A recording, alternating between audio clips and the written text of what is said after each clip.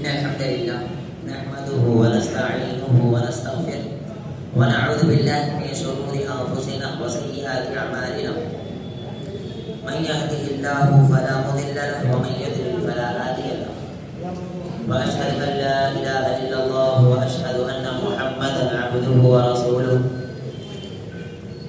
أما بعد فإن خير الحديث كتاب الله وخير الهدي هدي محمد صلى الله عليه وسلم وشر الأمور محدثاتها وكل محدثة بدعة وكل بدعة ضلالة وكل ضلالة في النار فأعوذ بالله من الشيطان الرجيم بسم الله الرحمن الرحيم يا أيها الناس اتقوا ربكم الذي خلقكم من نفس واحدة وخلق منها زوجها وبث منهما رجالا كثيرا ونساء واتقوا الله الذي تساءلون به والأرحام إن الله كان عليكم رقيبا يا أيها الذين آمنوا اتقوا الله وقولوا قولا سديدا يصلح لكم أعمالكم ويغفر لكم ذنوبكم ومن يطع الله ورسوله فقد فاز فوزا عظيما أما بعد فقد قال الله تعالى قاف والقرآن المجيد بل عجبوا أن جاءهم منذر منهم فقال الكافرون هذا شيء عجيب أإذا متنا وكنا ترابا ذلك رجع بعيد قد علمنا ما تنقص الأرض منهم وعندنا كتاب حفيظ بل كذبوا بالحق لما جاءهم فهم في أمر مريج أفلم ينظروا إلى السماء فوقهم كيف بنيناها وزيناها وما لها من فروج والأرض مددناها وألقينا فيها رواسي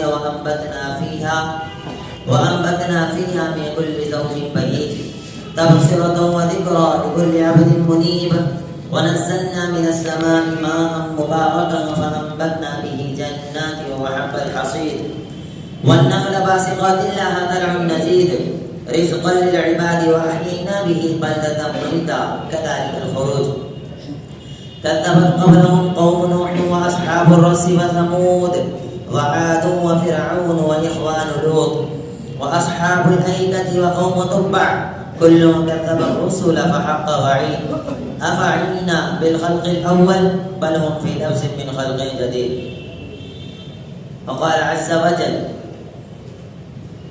يا أيها الذين آمنوا كتب عليكم الصيام كما كتب على الذين من قبلكم لعلكم تتقون وقال النبي صلى الله عليه وسلم من صام رمضان ثم أتبعه ستة من شوال كان كصيام الدهر رواه مسلم حاضرین جمعہ سب سے پہلے اللہ رب العالمین کا بے پناہ شکر و احسان ہے کہ اس نے ہمیں پیدا کر کے یوں ہی بے یار و مددگار نہیں چھوڑا بلکہ ہماری رشد ہدایت کے لیے انبیاء کرام کا سلسلہ مبعوث فرمایا.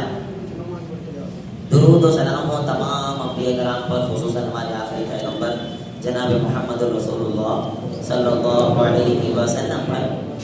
یہ اپنے آپ میں بہت بڑی بات ہے کہ اللہ رب العالمین نے ہماری رشد ہدایت کے لیے انبیاء کو بھیجا ہے. اللہ چاہتا تو نہیں بھی بھیجتا اور اس کے علاوہ بھی ہمارا حساب نہیں لیتا, لیکن اللہ نے اس کے باوجود بھی ایک سسٹم بنایا کہ میں ڈرانے والا بھیجوں گا اور تمہیں عذاب سے وہ ڈرائے گا, تمہیں جنت کی خوشخبریاں سنائے گا. ایمان لے آئے تو اچھی بات ہے, نہیں لائے تو اس کے بعد آپ کو عذاب دیا جائے گا. تو یہ بہت بڑا احسان اللہ رب العالمین کا ہمارے اوپر, اور ہر طریقے سے ہر اینگل سے اللہ کا احسان ہمارے اوپر. کتنا شکر ادا کریں ہم, جتنا ہم اللہ رب العالمین کی بڑائی بیان کریں, جتنا اللہ رب العالمین کی تسبیح بیان کریں, ساری کم ہے. وہ الگ بات ہے کہ ہم اس معاملے میں بہت ویک ہے, بہت کمزور ہے, تسبیحات بیان کرنے میں بہت پیچھے ہے. ہمیں اٹھتے بیٹھتے چلتے پھرتے تسبیحات بیان کرتے رہنا. اپنی زبان کو ذکر سے تازہ رکھو, اپنی زبان کو غیبتوں سے مت تازہ رکھو, اپنی زبان کو چغلیوں سے مت تازہ رکھو, اپنی زبان کو ہمیشہ دوسروں کی برائیوں کے پیچھے مت لگاؤ, فضول چیزوں میں مت لگاؤ, کیونکہ محمد صلی اللہ علیہ وسلم نے یہ تو کہا زبان کی گارنٹی نہیں لے سکتے آپ. جو لے لیا محمد صلی اللہ علیہ وسلم نے پھر جنت کی گارنٹی لی. تو زبان کی گارنٹی اسی وقت آئے گی جب آپ کی زبان پر ذکر ہوگا, کیونکہ جب ذکر ہوگا تو انشاءاللہ بری چیزوں سے آپ بچے رہو گے. تو اپنی زبان کو ذکر سے تازہ رکھو. سبحان اللہ, الحمدللہ, اللہ اکبر, بہت بہت جامع الفاظ ہیں سبحان اللہ، جیسے بخاری کی سب سے آخری روایت ہے سبحان اللہ و بحمدہ سبحان اللہ العظیم، بہت پیارے پیارے الفاظ ہیں، اللہم انت ربی لا الہ الا انت سید الاستغفار جو ہے. تو کوشش کیا کرو اذکار کا اہتمام کرو، چاہے رمضان ہو چاہے غیر رمضان ہو، چاہے بازار میں ہو چاہے اپنی دکان پہ بیٹھے ہوئے ہو، چاہے کاروبار میں ہو، چاہے مسجد میں ہو چاہے نہ ہو. ضروری نہیں کہ مسجد ہی میں بیٹھ کے اذکار کرنا نہ، جہاں ہو وہاں اپنی زبان کو ذکر سے تازہ رکھو. تو انشاءاللہ آپ برے کاموں سے بچے ہوئے رہو گے، غیبتوں سے، چغلیوں سے، فضول چیزوں سے جس کا کوئی حاصل نہیں ہوتا ہے نا، ان چیزوں سے اپنے آپ کو بچا کے رکھو.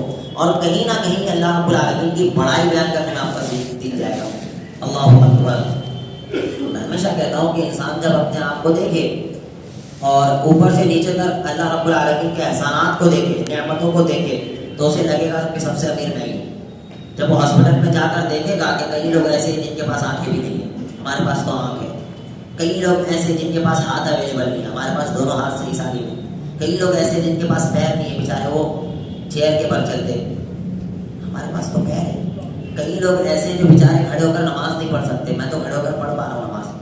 کئی لوگ ایسے ہیں جو بیچارے کرسی پر بیٹھ کے بھی نہیں پڑھ سکتے، زمین پر بیٹھنا پڑ رہا ہے، زمین پر لیٹنا پڑ رہا ہے، زمین پر بیٹھ کر بھی نماز نہیں پڑھ سکتے. میں تو بیٹھ کر پڑھ رہا ہوں، جو بیٹھنے والے ان کی بات کر رہا ہوں، بیٹھ کر پڑھ رہا ہوں. بھائی ہر اینگل سے اللہ کا شکر ہے، ہر اینگل سے. کبھی تکبر نہیں آنا چاہیے. بھائی ہماری کوئی حیثیت نہیں، ہماری کوئی اوقات نہیں. تکبر اللہ کی چادر ہے. اللہ کے اوپر جچتا بھی ہے تکبر، ہمارے اوپر کیا جچتا ہے؟ ہمیں مرنا ہے، ہماری باڈی کو کیڑوں نے کھانا ہے. ہمیں اپنے بچے بھی کہیں گے کہ میت کو لے کر آؤ، یہ نہیں کہیں گے ابو جان کو لاؤ. مرنے کے بعد ابا کا رقب بھی ہٹ جاتا ہے، مرنے کے بعد سیڑھ کا رقب بھی ہٹ جاتا ہے. مرنے کے بعد یہ آتا ہے میت کب، اعلان بھی یہ ہوتا ہے کہ میت لے جائی جائے گی. اعلان بھی یہی ہوتا ہے مسجدوں سے کہ بھائی میت لے جائی جائے گی فلاں ٹائم پہ جنازے کی نماز. کوئی حیثیت نہیں ہماری، کوئی اوقات نہیں. تو اپنے آپ کو اللہ رب العالمین کے سپورٹ کر دو پورا، اور اللہ کی بڑائی بیان کرتے رہو. جتنا بڑائی بیان کرو گے سوچو میں کم کر رہا ہوں. اور استغفار اپنی زندگی میں لازم پکڑو. محمد صلی اللہ علیہ وسلم جو بخشائے تھے، جو معصومانہ خطا تھے، جو جنتی تھے کنفرم، وہ بھی اپنی زندگی میں دن میں کئی مرتبہ استغفار کرتے تھے. 70 سے زائد مرتبہ ملتا ہے کہ اللہ کے رسول صلی اللہ علیہ وسلم استغفار کرتے تھے. استغفر اللہ. استغفار کا کیا مطلب؟ استغفر اللہ پڑھو. اور اس کا بینیفٹ کیا ہے؟ سورہ نو کے اندر اللہ کہتا ہے فَقُلْتُ اسْتَغْفِرُوا رَبَّكُمْ إِنَّهُ كَانَ غَفَّارًا. اللہ رب العالمین کہتا ہے کہ اسے لوگ استغفار کرے. انه كان غفارا، معاف کرنے والا. استغفار کرو تو، استغفر اللہ پڑھو تو، اور بھی بہت سے استغفار ہے. اپنے گناہوں کی معافی مانگو تو کیا ہوگا؟ وَيُمْدِدْكُمْ بِأَمْوَالٍ، آپ کے مال بڑھاؤں گا. فقیری کا ڈر ہے، پیسے نہیں ہے، کیا استغفار کرو، مجھ سے معافی مانگو، مال بڑھاؤں گا. وَبَنِينَ، بیٹے نہیں ہے، بیٹے بھی دوں گا. وَيَجْعَلْ لَكُمْ، باباؤں کے پاس جانے کی ضرورت نہیں، استغفار کرو ویسے بیٹے ملیں گے انشاءاللہ. لیکن سچے دل سے استغفار کرو، اللہ اب نہیں کروں گا میں، گناہوں کی معافی مانگو. اللہ کرے میں بیٹے بھی دوں گا. وَبَنِينَ وَيَجْعَلْ لَكُمْ جَنَّاتٍ، دنیا تو دنیا مل ہی رہی ہے. وَيَجْعَلْ لَكُمْ جَنَّاتٍ، بھائی آخرت بھی دوں گا. دنیا میں پیسہ چاہیے ہوتا ہے، اللہ کرے دے دوں گا. بڑھاپے میں سہارا بنتا ہے بیٹا، اللہ کرے وہ بھی دے دوں گا. پھر اللہ کرے کیا؟ جنت، جو آخرت ویژن ہے وہ بھی دوں گا. وَيَجْعَلْ لَكُمْ جَنَّاتٍ وَيَجْعَلْ لَكُمْ أَنْهَارًا، جس کے نیچے نہریں جا، ہر چیز ملے گی آپ کو. شرط استغفار. اپنی زندگی میں استغفار کو لازم پکڑو. بار بار آ کر جو کہتے ہیں نا کہ شیخ دعا کر دو، مولوی صاحب دعا کر دو، کیا میرا کاروبار نہیں چل رہا ہے؟ فجر کی نماز پڑھے تھے؟ نہیں پڑھے. استغفار آخری بار کب کیے تھے؟ نہیں کیے. تو مولوی سے دعا کیوں کرا رہے ہو بھائی؟ جب آپ اللہ کے مخلص نہیں ہو، جب اللہ رب العالمین کے، اللہ نے جو کہا ہے وعدہ کر رہا ہے اللہ یہ کرو میں دوں گا، آپ کو اللہ پہ بھروسہ نہیں ہے، تو پھر کیوں آتے نیک لوگوں سے دعائیں کرا رہے ہو؟ اور اپنے ماں باپ سے دعا کر رہا ہے. آپ نے ماں باپ سے کہہ کہ والد صاحب دعا کر دو میرا کاروبار نہیں چل رہا ہے، نہیں کہا آپ نے. والد صاحب سے بگڑی بنی آپ کی، والد صاحب سے جب نہیں رہی ہے، سلام دعا بھی نہیں چل رہا ہے، اور بھائی آ رہے ہمارے پاس بھائی دعا کر دو. تو ایسے لوگوں کو چاہیے پہلے اپنے گھر میں والد صاحب سے کہو دعا کرنے کے لیے. والد صاحب زندہ ہے، وہ آپ کا بہت بڑا ہتھیار ہے. کیونکہ باپ جب دعا بیٹے کے حق میں کرتا ہے تو اللہ رد نہیں کرتا. ویسے ہی بیٹا جب باپ کے حق میں دعا کرتا ہے تو اللہ رد نہیں کرتا. آپ کی والدہ ہے، بہت بڑی نعمت ہے. والدہ کے پاس جاؤ کہ پیر دباؤ، اسے کہو والدہ میں پریشان ہوں، میرے لیے دعا کر دو. کیا پریشانی ہے والدہ؟ مجھے یہ پریشانی، میرے لیے دعا کر دو. وہاں مت شرماؤ، شرماؤ ہمارے پاس. یہاں کی شرما سمجھ کے بھی آتا ہے، لیکن لوگ آتے ہیں کہ ہاں میرے لیے دعا کر دو، اچھی بات ہے. لیکن میرا کیا، محمد صلی اللہ علیہ وسلم کی احادیث کا جب آپ مطالعہ کرو گے تو جو اہمیت، جو فضیلت دعاؤں کے معاملوں میں ماں باپ کو ہے یا بیٹوں کو ماں باپ کو معاملے میں ہے، وہ کسی اور کو فضیلت نہیں ہے. تو اللہ کے واسطے اگر گھر میں ماں باپ اویلیبل ہے، ان کی خدمت کرو.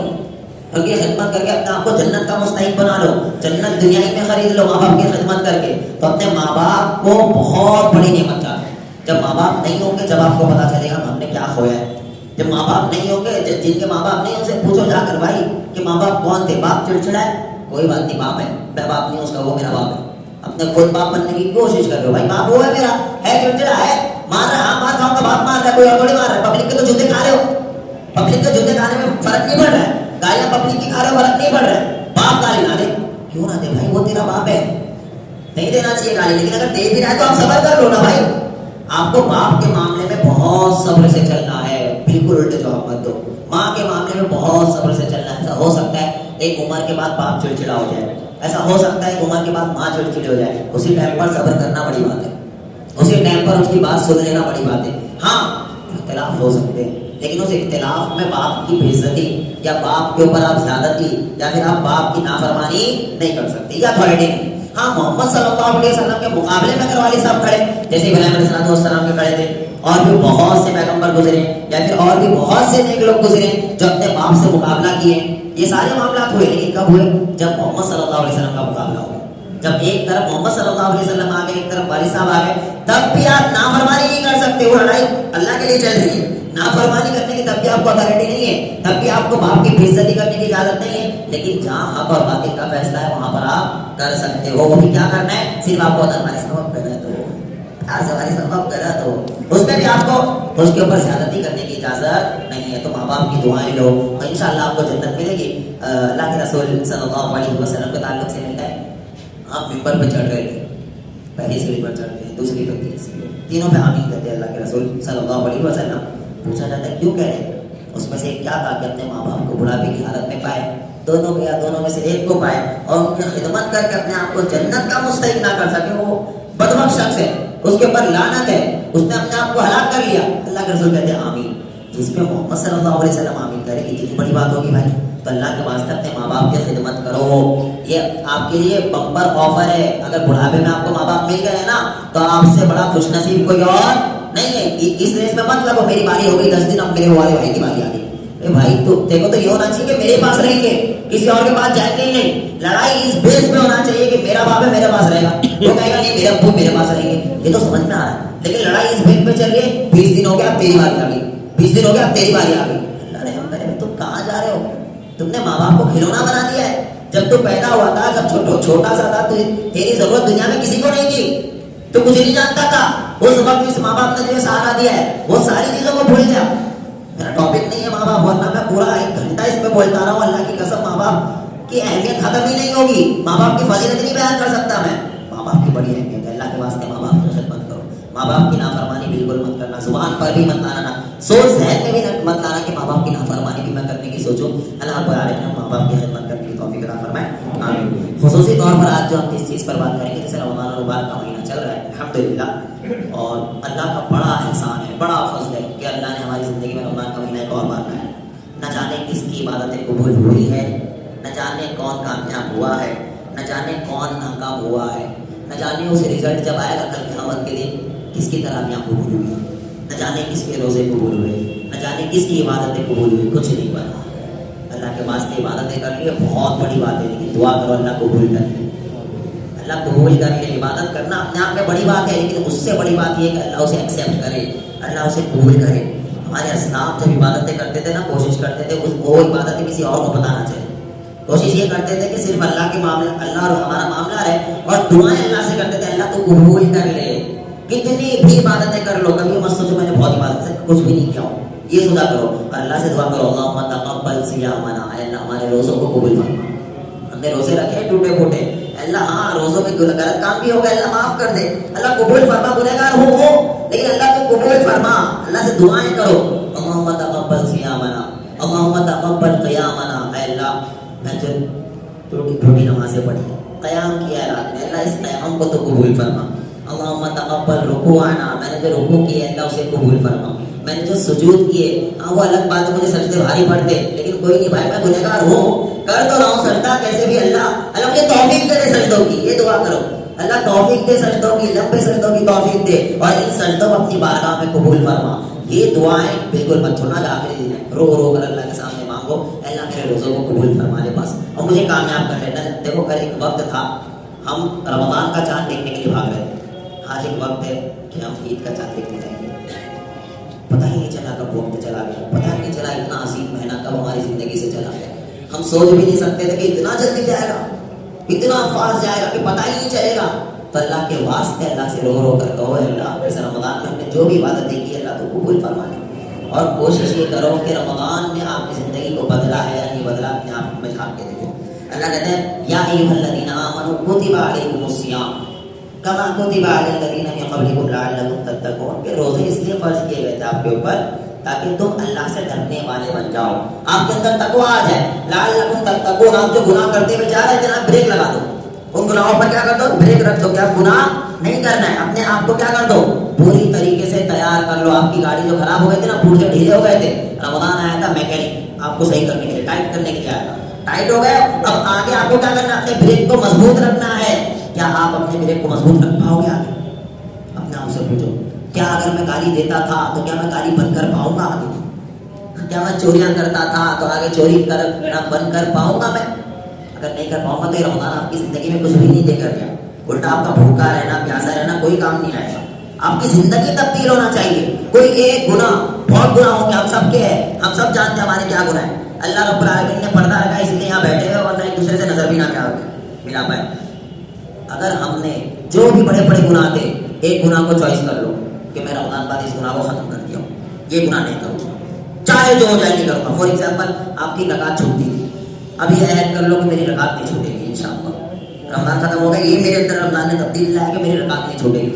اگر آپ گالیاں دیتے تھے, جو بہت عام ہے عرف میں, مزہ والی بات ہے, گالیاں دے دنا دن گالیاں دو, مسجد تو باہر تو چھوڑ دو, مسجد کا بھی خیال ہے, دو گالیاں, اور باپ کا گھر ہے.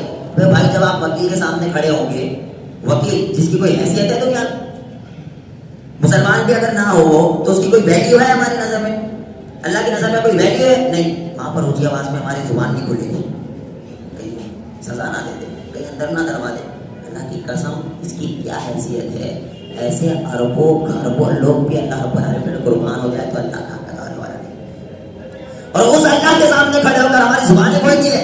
اللہ یہ گھر کس کا ہے, اللہ کا گھر ہے, اور اللہ کے سامنے کھڑے ہو کر ہماری زبانیں اور اس ٹیبل کی کھل رہی ہے. اللہ رحم کرے کہ ہم یہ اپنی زبانیں کسی مہذب انسان کے ساتھ کھولنا, سامنے کھولنا پسند نہ کرے. اللہ نے واضح کہا ہے وَأَنَّ الْمَسَاجِدَ لِلَّهِ, اللہ کے واسطے یہ درد ہے, وَأَنَّ الْمَسَاجِدَ لِلَّهِ, مسجد اللہ کے لیے. فَلَا تَدْعُوا مَعَ اللَّهِ أَحَدًا, بھائی مسجدوں میں صرف اللہ کو پکارنا ہے, اللہ کے علاوہ کسی اور کو نہیں پکارنا ہے. وَأَنَّهُ لَمَّا قَامَ عَبْدُ اللَّهِ, یہاں پر نماز پڑھنے کے لیے کھڑے ہونا ہے آپ کو, یہاں اللہ رب العالمین کے سامنے آپ کو حاضری دینا ہے کہ اللہ آیا ہوں, گنہگار ہوں, تیرے سامنے کھڑا ہوں, نماز پڑھنے کے لیے آیا ہوں, اللہ نماز قبول کر لے. اور یہاں پر بھی ہم ساری چیزوں کو بھول جاتے ہیں. کوشش کرو, عہد کرو کہ اب ہم گالیاں نہیں دیں گے رمضان بعد, یہ تو تبدیلی لاؤ, گالی ختم کر دو. اچھا اصل تو آپ کا امتحان یہی ہے نا کہ سامنے والا بھی گالی دے رہا ہے, اب آپ صبر کر لو, گالی نہ دو, یہی تو اصل چیز ہے. لڑائی جھگڑے ہو رہے ہیں, اس سے بھی پرہیز کرو کہ ہمیں لڑائی جھگڑے نہیں کرنا ہے. لڑائی جھگڑے یہ اللہ کے رسول کو بالکل نہیں پسند ہے. دیکھو جو لیلۃ القدر ہے نا, وہ غائب کیوں ہوئی ہے, انہیں لڑائی جھگڑوں کی وجہ سے غائب ہوئی. وہ دو لڑائی کر رہے تھے شخص, اللہ کے رسول صلی اللہ علیہ وسلم کو لیلۃ القدر بتا دی گئی تھی. اللہ کے رسول آ رہے تھے, وہ لڑائی کر رہے تھے, اللہ کے رسول صلی اللہ علیہ وسلم نے ان کے معاملے میں جا کر دیکھا کیا معاملہ چل رہا ہے, اللہ کے رسول کو بھلا دی گئی. اتنی عظیم رات بھلا دی گئی صرف ان لڑائی جھگڑوں کے چکر میں. حضرت عثمان غنی رضی اللہ عنہ, پتہ ہے آپ کے گھر کو چاروں طرف سے گھیر لیا گیا حضرت عثمان کے, اور آپ کو شہید کرنے کا پورا پلان سب کو پتا ہے. حضرت عثمان خود جانتے کہ یہ منافقین مجھے مارنے کے لیے آئے. وہاں سے امیر معاویہ رضی اللہ عنہ شام سے کہہ رہے ہیں عثمان آرڈر دے دو, ہم آئیں گے اور انہیں چھوڑیں گے نہیں. اور عثمان خلیفہ تھے, پاور میں تھے, سلطنت تھی, ہر چیز اویلیبل تھی آپ کے پاس. اور امیر معاویہ کہہ رہے ہیں میں پورا لشکر لے کر آ رہا ہوں اور سارے صحابہ آپ کے ساتھ اویلیبل ہے. حضرت عثمان کہتے ہیں میں جیتے جی مسلمانوں کو آپس میں لڑتے ہوئے دیکھنا پسند نہیں کروں گا. کتنی بڑی بات ہے, آپ نے جان دے دی, آپ شہید ہو گئے, آپ نے بھی تلوار نہیں اٹھائی, بولے مار دو. اچھا یہ منافقین ہو, لیکن ظاہری طور پر تو بہت سے کلمہ پڑے ہوئے تھے, پر وہ کہہ رہے تھے حضرت عثمان میں جیتے جی آپس میں لڑتے ہوئے دیکھنا نہیں پسند کروں گا. وہ شہید ہو گئے, ڈیفینس بھی نہیں کیے, یعنی کہ لڑائی خود بھی نہیں کیے. بھائی میں شہید ہونے کے لیے, مجھے شہید ہونا گوارا ہے, لیکن آپس میں لڑائی مجھے گوارا نہیں ہے. یہ ہمارے اسلام, ہم کس طرف جا رہے بھائی؟ اللہ کے واسطے آپس میں لڑائی جھگڑوں سے پرہیز کرو, یہ کوئی اچھا عمل نہیں ہے. انہی نے پچھلی قوموں کو برباد کیا ہے آپس میں لڑائی جھگڑوں نے. تو اللہ کے واسطے دیکھو رمضان کا مہینہ تھا, یہ تبدیلی لاؤ کہ اب سے ہم لڑائی جھگڑے سے پرہیز کریں گے. رمضان بعد ہم گاڑیوں سے پرہیز کریں گے. ایک سب سے اہم چیز کیا, رمضان کے مہینے میں ہم بھوکے پیاسے کیوں رہتے تھے؟ کس کا آرڈر تھا؟ بولو، اللہ کا تھا. اللہ کے آرڈر کی وجہ سے ہم بھوکے پیاسے رہ رہے تھے رمضان میں. جو حلال چیز تھی، پانی حلال ہے، کیوں نہیں کیا آپ نے رمضان میں؟ کیونکہ بھائی اللہ نے منع کیا ہے، اسی وجہ سے نہیں کیا. تو جب رمضان میں ہم حلال چیزوں سے صرف اللہ کے آرڈر کی وجہ سے روک سکتے ہیں، تو رمضان کے علاوہ کیا کوئی اور رب ہے؟ نعوذ باللہ، وہی اللہ ہے نا رمضان کے علاوہ بھی. تو وہ اللہ جب رمضان کے علاوہ کہہ رہے ہیں حرام چیزیں روک جاؤ، بھائی کیوں نہیں رک رہے؟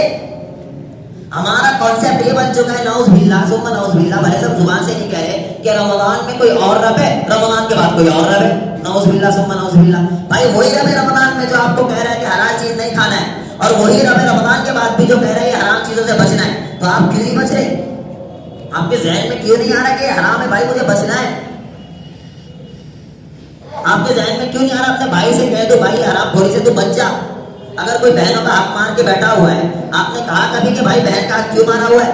اللہ کی قسم میں اس پہ زور اس لیے دیتا ہوں، اللہ نے فریضۃ من اللہ، اللہ نے اسے فرض کیا ہے، اور یہ آپ کو کل قیامت کے دن بھاری پڑ جائے گا. اور ایسا بھاری پڑے گا یا نہیں تری کاش کاش کاش کہتے رہ جاؤ گا، دوسرا کوئی آپشن نہیں رہے گا آپ کے پاس.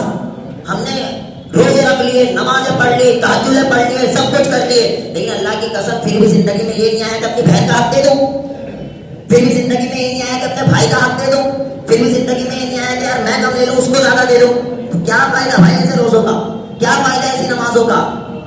اور اگر آپ کو یہ باتیں بری لگ جائے بھائی، کل قیامت کے دن اللہ کے سامنے ہم کہہ سکیں گے اپنے بھائی چیخ چیخ کے کھا کر دے دو. اللہ نے یہ آپ کا اور میرا معاملہ ہے ہی نہیں، اللہ نے فرض کر دیا بھائی دینا ہے اس کو. کئی بہنیں ایسی ہے واللہ میرے سامنے آتے، کئی بہنیں ایسی ہے جو بیچاری کچھ بھی نہیں ہے ان کے پاس، اور بھائی کروڑ پتی بنے بیٹھے، اربوں روپیہ کھا رہے بیٹھ کے، ٹکار مار رہے بھینس جیسے، اور انہیں فرق نہیں پڑ رہا تھوڑا بھی کہ اپنی بہن کو دے دوں، میں اپنی بہن کا کوئی حق ادا کر دوں. اور سوچے گی نمازیں معاف کروائے گی اللہ کے واسطے، نمازیں نہیں معاف کروائے گی. نماز معاف کیا کرواتی ہے؟ نماز وہ صغیرہ گناہ آپ کے معاف ہو سکتے ہیں، کبھی کے لیے تو شرط ہے توبہ. سمجھ رہے آمین کہنے سے گناہ معاف ہو جائیں گے؟ آمین کہنے سے صغیرہ گناہ معاف ہوتے ہیں. جو کبائر حق مار کے بیٹھے ہو، گالیاں دے کے بیٹھے ہوئے، اس کے لیے شرط ہے توبہ.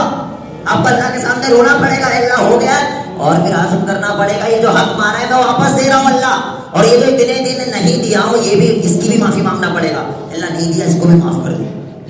اللہ کے واسطے یہ چھوٹے معاملات نہیں ہیں. ہمارے ساتھ رسول اللہ صلی اللہ علیہ وسلم، میں بار بار بتاتا ہوں اور واپس بتا رہا ہوں کہ اللہ کے رسول صلی اللہ علیہ وسلم نے اگر کوئی کسی کا حق مارا ہوا ہے نا، اس کی جنازے کی نماز نہیں پڑھا. یا جو رحمت للعالمین تھے، کہتے وہ رحمت للعالمین، تمام عالمین کی رحمت تھے. اللہ کے رسول کھڑے ہوتے تھے، اس کا حق ادا ہوا ہے یا نہیں ہوا، اس کا کسی سے لینا دینا ہے یا نہیں باقی ہے، تو پہلے اس کی ذمہ داری ہو.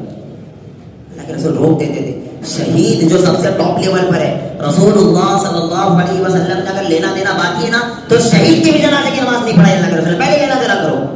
اور اس سے ٹاپ لیول جب محمد صلی اللہ علیہ وسلم کے پاس مال آ گیا، اور اتنا نہیں آیا تھا، تھوڑا ہی تھا، خمس بیت المال کا 5واں حصہ اللہ کے رسول صلی اللہ علیہ وسلم کو ملتا تھا. اللہ کے رسول کہتے تھے اس کا جو لینا دینا مجھ سے لے لو، میں دے دوں گا. کیوں کہہ رہے اللہ کے رسول؟ جانتے تھے اللہ کے رسول اس کے وجہ سے دردناک عذاب ہونے والا ہے جو لینا دینا بچا ہوا ہے، جو ایک دوسرے کا حق مار کے بیٹھے ہوئے بھائی بھائی کورٹ میں لڑائی کر رہے، اور تم قرآن حدیث کو ماننے والے لوگ کس بات پہ لڑائی کر رہے؟ یہ میری جائیداد ہے، میری جائیداد ہے، میرے باپ کی جائیداد ہے، میرے باپ کی، کس بات پہ لڑائی کرو بھائی؟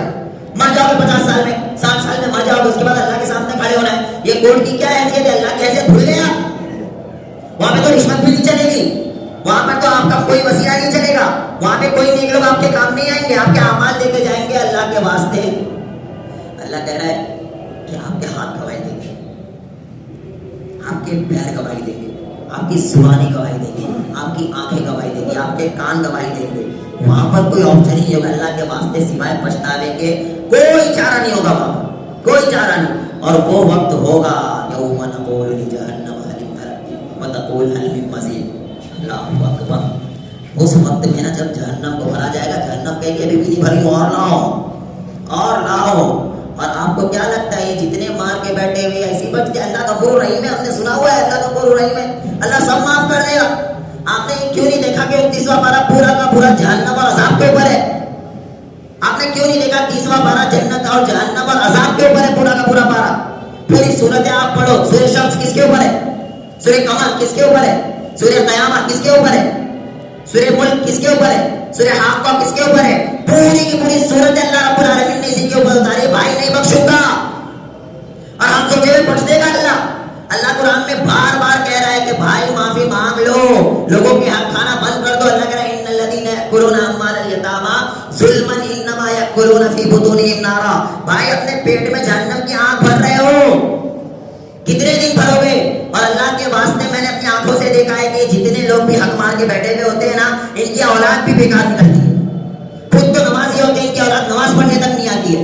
کیوں نہیں آتی؟ بھائی آپ کی حرکتوں کی وجہ سے. کیونکہ آپ جو کھاؤ گے، جو اپنی اولاد کو کھلاؤ گے، وہ آپ کی نسلوں میں دکھے گا. آپ کی نسلوں میں دکھے گا کہ آپ نے کیسا کھلایا، حلال کھلایا یا حرام کھلایا. ہمارے اسلاف کتنا بچتے تھے، ایک لقمہ بھی اگر حرام کا چلے جائے اسے نکالنے کی کوشش کرتے تھے کہ بھائی حرام نہیں کھائیں گے، خود جھپی ہو جائے حرام نہیں کھائیں گے. ہم نے حرام کو حلوا سمجھ کے رکھا ہے. پھوڑے جاؤ پھوڑے جاؤ. کون کیا مولوی تو کہتے کہا ہے بھائی مولوی نہیں آیا نا کل قیامت کے تمہاری قبر میں. تم نے قرآن پڑھا ایک بھی بار؟ آپ نے قرآن کا ترجمہ جانا ایک بھی بار؟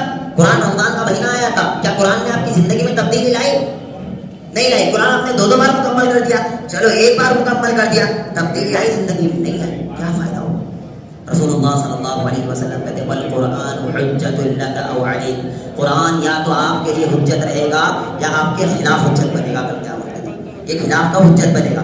جب آپ اس کو پڑھ کر اس کو سمجھے تک نہیں ہو، آپ نے دیکھا ہی نہیں اللہ مجھے قرآن میں کیا کہہ رہا ہے، آپ نے جانا ہی نہیں اللہ ہمیں قرآن میں کیا کہہ رہا ہے، تو یہ آپ کے خلاف حجت بنے گا. اور یاد رکھنا جب قرآن آپ کے خلاف حجت بنے گا تو آپ کا کیا حال ہوگا. قرآن کس کا کلام ہے؟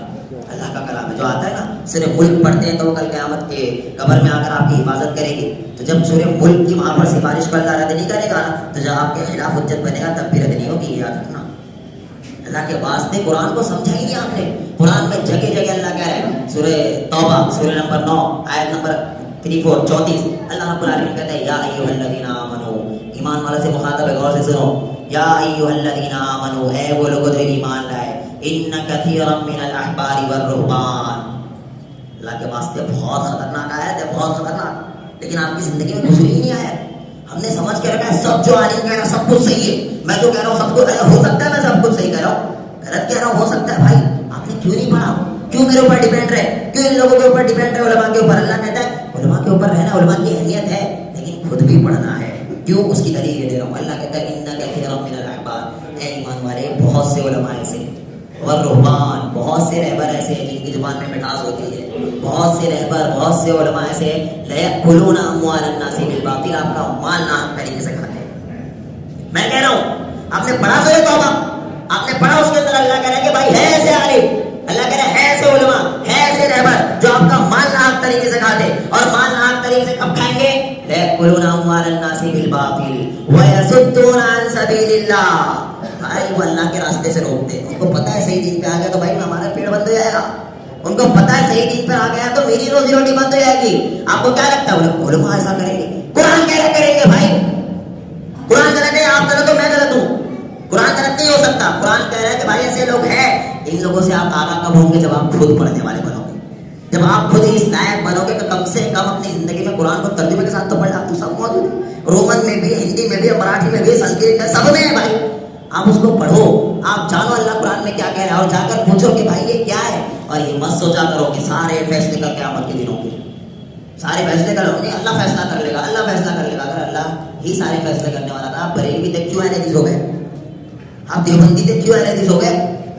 ہاں پھر احناف بھی ہمارے یہی کہو اللہ فیصلہ کرنے والا ہے، نان مسلم بھی کہہ دو اللہ فیصلہ کرنے والا ہے. کیوں آپ کا کام کر رہے ہو؟ بھائی جب آپ کے سامنے صحیح چیز آ رہی ہے اور آپ اسے ایکسپٹ نہیں کر رہے، اللہ کے واسطے وہ بات بنے گا آپ کے خلاف. قرآن کے واضح الفاظ ہے لہم قلوب لا یفقہون بہا. دل تو ہے لیکن سمجھتے نہیں صحیح چیز. وَلَهُمْ أَعْيُنٌ لَا يُبْصِرُونَ بِهَا. آنکھیں تو ہے صحیح چیز لیکن اللہ فیصلہ کرے گا. آنکھیں ہے دیکھنے کے باوجود ایکسپٹ نہیں کرتے. وَلَهُمْ آذَانٌ لَا يَسْمَعُونَ بِهَا. اللہ کہہ رہا کان ہے لیکن ان کو یہ کانوں سے صحیح چیز سننے کی توفیق نہیں ہے. جو صحیح بولا کانوں سے پھوٹ نکل رہا ہے. بھائی یہ کیوں بول رہا ہے؟ یہ کیوں بول رہا ہے؟ ہمارے خلاف جا رہا ہے. قرآن ہے بھائی، قرآن آپ کے خلاف جا رہا ہے تو آپ اپنے آپ کو سدھارو. احادیث آپ کے خلاف جاری تو آپ اپنے میں کھولو. اگر ہمارے خلاف ہے، ہم سب کے خلاف ہے، ہم اپنے آپ کو سدھاریں. یہ نہ سوچیں کہ ہمارے خلاف بات چل رہی ہے. اور اللہ ایسے لوگوں کے بارے میں کہتا ہے اولئک کالانعام بل هم اضل. جو قرآن کو نہیں سمجھتے، آنکھوں سے پڑھتے نہیں، جو قرآن کو سمجھنے کی کوشش تک نہیں کرتے، یہ سارے کے سارے اللہ کے واسطے. دیکھو سب سے اشرف المخلوق اس کائنات کے اندر انسان ہے، اس کے باوجود اللہ کہتا ہے اولئک کالانعام. یہ سارے کے سارے جانور ہیں. بل هم اضل. بھی گئے گزرے. اللہ اکبر. کون؟ جو قرآن مجید کو نہیں پڑھتے. اب قرآن رمضان میں آیا نا, زندگی میں تبدیلیاں نہیں لایا قرآن. اچھا ایک چیز یاد رکھو, جو آپ کو سمجھ میں آئے قرآن کو, جو آپ نے سیکھا قرآن کو, کوشش کرو دوسروں کو بتاؤ, اس سے بھی آپ کی زندگی تبدیل ہوگی. فار ایگزامپل, آپ نے نماز کے بارے میں پڑھا قرآن میں, آپ خود نہیں پڑھتے ہو بھائی, بری باتیں نہیں پڑھ رہے ہو, لیکن آپ جب دوسرے کو بتائیں تو ہو سکتا ہے آپ کے اندر شرم پیدا ہو جائے. اب یار چلو نماز, میں خود نماز پڑھنے لگ جاؤں. کیونکہ اگر ہم یہی کہہ دیں کہ بھائی انسان جو کام نہیں کر رہا ہے, گنہگار انسان ہے, وہ دوسروں کو نہ بولے. ہمارے یہاں تیری حرکتیں دیتا ہے, تو دیکھا کون ہے تم, ہمارا چل بھائی. بھائی اگر ہم یہی کہتے نا تو اس کائنات کے اندر ہمارے اسلاف بیان کرتے کسی کو حق نہیں ہوگا ممبر پہ چڑھ جائے.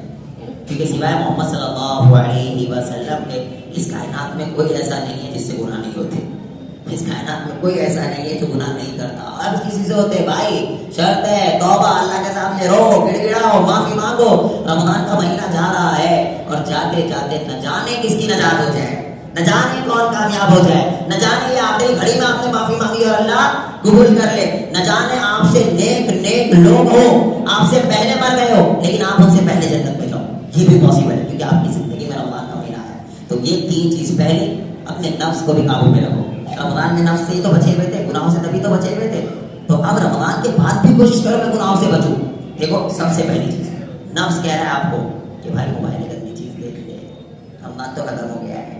آپ کیا بولیں گے, بیٹا بہت ہو گیا تیرا, آپ نکل لے چپ چاپ, اب تیری میں سننے والا نہیں ہوں, میں سنوں گا اللہ کی.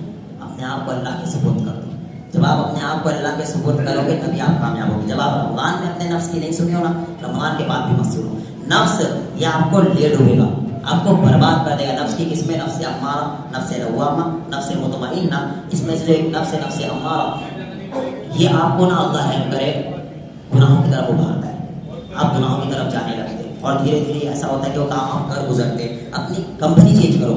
جو گٹکے کھاتے ہیں نا, سب سے گزارش ہے, جو بھی گٹکے کھاتے ہیں عہد کرو رمضان ختم ہوتے ہی چھوڑوں گا.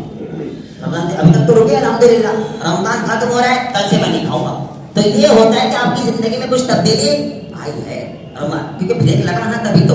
لیکن رمضان بھی اچھا چلا گیا, آپ کی زندگی میں بریک بھی نہیں لگا, گویا کہ رمضان آپ کو کچھ بھی فائدہ نہیں دیا ہے. جو بھی, اور اللہ کے واسطے جو بھی اپنے بھائی کا حق مارا ہوا تھا, جو بھی اپنی بہنوں کا حق مارا ہوا تھا, عہد کر کے اٹھو. ایسے بول لو گے چل, عہد کر کے اٹھو کہ میں رمضان سے ختم ہونے سے پہلے اپنی بہنوں کا حق دوں گا انشاءاللہ. بول لو, صبح سے انشاءاللہ تک نہیں نکل رہا, آپ سوچ لو جی.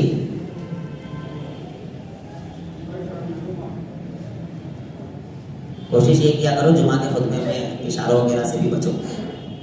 دیکھیے آپ کی زندگی میں رمضان اگر تبدیلی نہیں لایا تو کوئی فائدہ نہیں. ہاں یہاں سے یہ عہد کر, جو میں بات کہہ رہا تھا, یہاں سے یہ عہد کر کے اٹھو کہ میں سب کے حق دوں گا. کہہ اب تو انشاءاللہ عہد کر کے اٹھو, میں دوں گا حق. بھائی کیا ہے, مر جاؤں گا کل پرسوں ترسوں چرسوں, کرنا کب تو مرنا ہے. وہ جو زندگی وہ برباد نہیں کرنا مجھے, وہ زندگی بدلنا چاہیے. اور وہ ہمیشگی والی وہاں نہ موت, نہ بڑھاپا, نہ ڈکار, نہ باتھ روم, نہ بیوی کا ٹینشن, نہ بچوں کا ٹینشن. یہ دنیا میں ٹینشن بھی جھیل رہے ہو نا, اس کے باوجود آرام کھا رہے ہو اور سو رہے ہو, وہ بھی برباد کر لو. بھائی یہاں کی ٹینشن جھیل لو, وہ والی ٹینشن صحیح ہو جائے گی انشاءاللہ. تو کوشش کرو کسی کے حق مت مارو, اپنے نفس کی مت سنو. ہاں قرآن آپ نے رمضان کے مہینے میں پڑھا ہے, اب وہ قرآن آپ کی زندگی میں تبدیلی لانا چاہیے, لائے گا انشاءاللہ. آپ کوشش کرو قرآن کو ترجمے کے ساتھ پڑھیں گے انشاءاللہ. آپ کو سب صحیح اور غلط کا فیصلہ خود آپ کر سکو گے انشاءاللہ جب آپ پڑھو گے. نہیں پڑھو گے, دیکھو ہمارے میں کئی لوگ ایسے جو اردو تک نہیں جانتے, کئی لوگ ایسے جو ہندی بھی نہیں جانتے, کئی لوگ کچھ بھی نہیں جانتے. کیا اس لیے وہ پیری مریدی کے چکر میں پڑے ہوئے.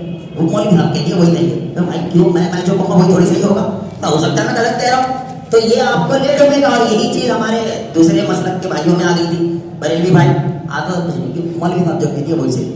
دیوبندی بھائی, وہ مولوی صاحب جو کہتی ہے وہی. اچھا بھائی تم لڑ رہے ہو, ہندی آتی ہے نہیں آتی, مراٹھی آتی ہے نہیں, اردو آتی ہے نہیں, آپ نے قرآن پڑھا ہے نہیں, تو لڑ کیوں رہے. مولوی صاحب بولے تھے بھائی یہی چیز تو وہ کہہ رہے تھے, اور یہی چیز کفار مکہ کہتے تھے, قالوا وجدنا علیہ آباءنا.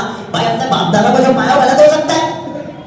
یہ ساری چیز بتانے کا مقصد ہے کہ آپ پڑھنے والے بن جاؤ. آپ پڑھنے والے بنو گے, اپنے آپ کو قرآن سے جوڑ لو, اپنے آپ کو احادیث سے جوڑ لو. پڑھنے والے بنو گے, ہاں بہت سی چیزیں جو آپ کو سمجھ نہیں آئے گی, جاؤ علماء کے پاس, ان سے پوچھو, ان سے سیکھو. آپ دین بغیر علماء کے تو ہے نہیں, علماء ہی انبیاء کے وارث ہے, علماء سے ہی آپ کو سیکھنا ہوگا. آپ جا کر ان سے پوچھو گے. اور ایک اور چیز, اگر جو گھمائے گا نا آپ کو سمجھ آ جائے گا جب آپ قرآن پڑھ لو گے, کیونکہ اللہ نے واضح کہا ہے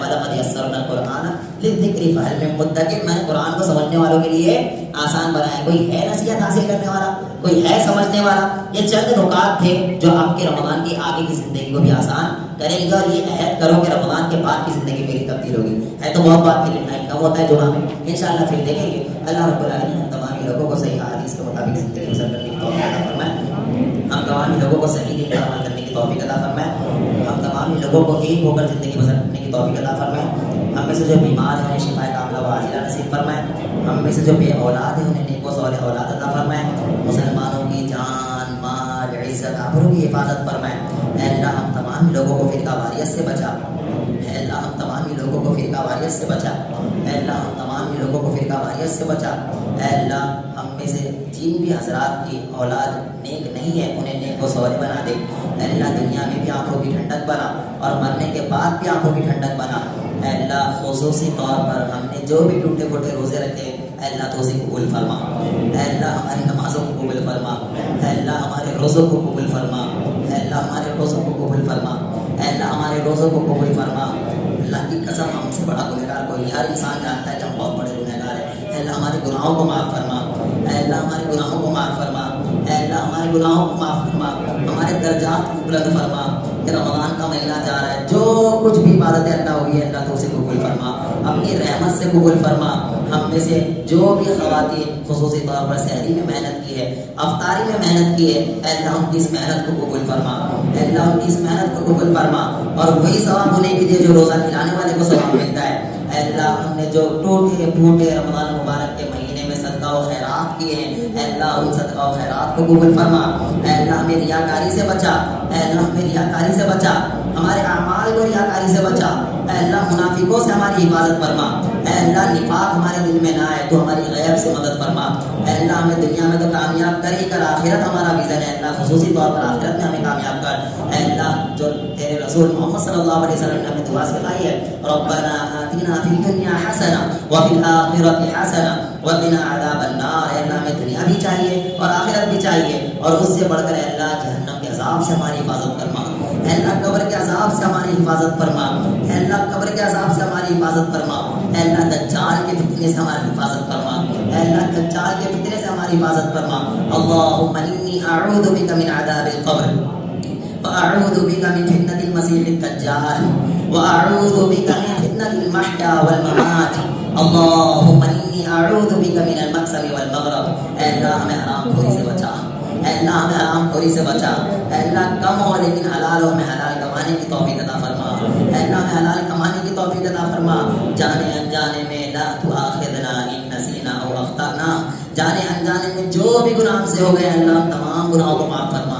اے اللہ سچی توبہ کرنے کی توفیق نصیب فرما. اے اللہ سچی توبہ کرنے کی توفیق نصیب فرما. اے اللہ آنے والی زندگی میں خصوصی طور پر پکچروں سے، فلموں سے، بے حیائی کے کاموں سے ہماری حفاظت فرما. اے اللہ ہم میں سے جو بے اولاد ہے اور خصوصی طور پر جو بے نکاح ہے یا اللہ ان کے نکاح کا بندوبست کر دے. اے اللہ زناکاری سے ہمارے نوجوانوں کی حفاظت فرما. اے اللہ ہمارے معاشرے میں زناکاری بہت آسان ہو چکی ہے. اے اللہ نکاح مشکل ہو چکا ہے. اللہ یہ بھی ہماری کرتوتوں کی وجہ سے ہے. اے اللہ لیکن ہمیں خصوصی طور پر نکاح کو آسان کرنے کی توفیق عطا فرما. اے اللہ زنا سے ہم تمام لوگوں کو بچا. ہماری نوجوان نسل کو بچا. ہماری بیٹیوں کی حفاظت فرما. اے اللہ خصوصی طور پر ہماری جو بیٹیاں نان مسلموں کے جال میں آ چکی ہے ان کے ساتھ بھاگ رہی ہے. اے اللہ امت محمدیہ کی بیٹیوں کو صحیح دین پر چلنے کی توفیق عطا فرما. صحیح دین پر چلنے کی توفیق عطا فرما. صحیح منہج پر چلنے کی توفیق عطا فرما. ہمیں بھی نمازی بنا، ہماری بیویوں کو بھی نمازی بنا، ہماری اولاد کو بھی نمازی بنا. دنیا و آخرت دونوں جگہ ہمیں کامیاب کر. آمین. سبحان ربک رب العزة عما یصفون وسلام علی المرسلین والحمد للہ رب العالمین.